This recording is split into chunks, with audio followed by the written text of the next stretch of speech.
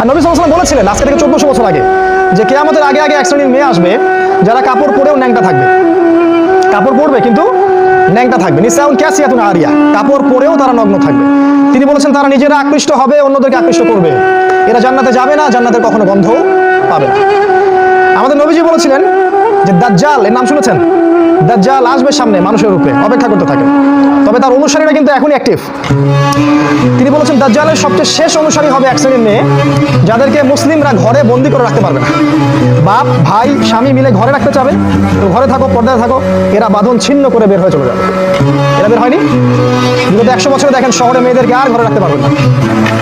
উন্নতি অগ্রগতি কাঁধে কাঁধ মিলিয়ে দেশ ও জাতি গড়বো, এটা স্লোগান দেয় না, দিয়ে দিয়ে সমস্ত জায়গায় আজকে ওরা ঢুকে পড়ছে। শিক্ষাক্ষেত্রে যাবেন, আপনাকে একটা বেহায়ামের সাথে বসতে হবে সামনাসামনি। স্কুলে যাবেন, সেখানে জিনা করতে হবে। কলেজে গেলে সেখানে জিনা। চাকরি করতে যাবেন, সেখানেও জিনা। দেশ চালাবেন, সেখানেও জিনা। সব জায়গায়